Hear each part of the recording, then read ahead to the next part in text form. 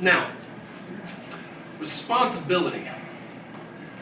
Responsibility, that terrible troll that lived under the beds of our youth.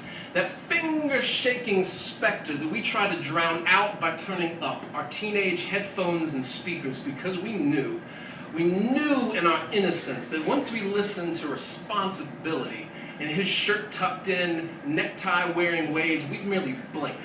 And the shining springs and summers of our lives would merely pop like a blow bubble in the breeze, and all that would be left would be the coming winter. And gray hair, and taxes, and jobs, and mortgage payments, and death. Who has not watched themselves as if from a far-off distance, running headlong away from responsibility, barreling down the highway, gas pedal pressed to the floorboards of your inhibitions, driving drunk on 5 shots of your favorite fears, falling, dying alone, lack of love, and love.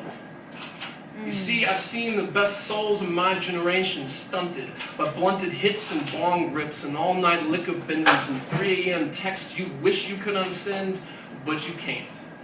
But do not confuse me with the smug self-righteous, for I love to sneak cigarettes but not call myself a smoker. I can tell a sweet-sounding lie without asking how or why. I can build guard towers around my heart with bricks of silence and sour moods. I seldom remember to scrub cups before placing them in the dishwasher.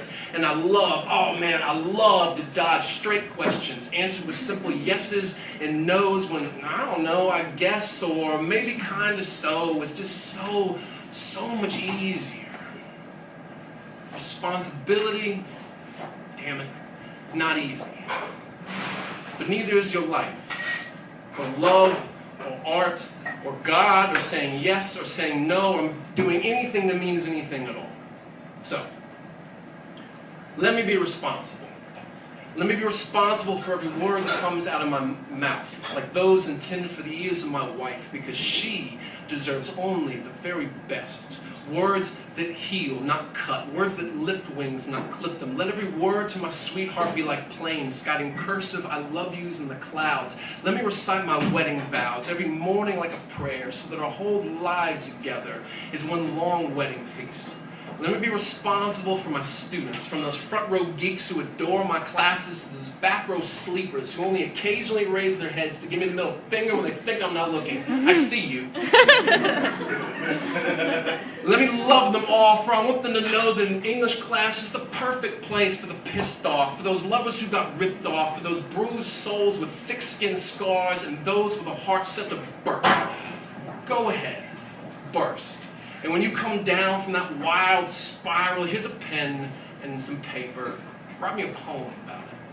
Let me be responsible for the little things, like the parking tickets I never used to pay, for all the thank yous I never had the courtesy to say, for the streets and for the city I call my home, and for the little children standing on the corner of those streets with their Dora the Explorer backpacks waiting for the school bus. Let the fragile dreams growing in their tiny little hearts be my responsibility.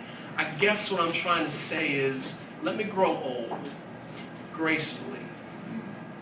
So that when my grandsons and granddaughters rush up onto my porch on Christmases and birthdays, they'll call me Pop Pop. And I'll tell them stories about when Grandma and I were young and crazy, though I may leave out certain details. And they'll look at me and they'll wonder, will my hair ever be so gray?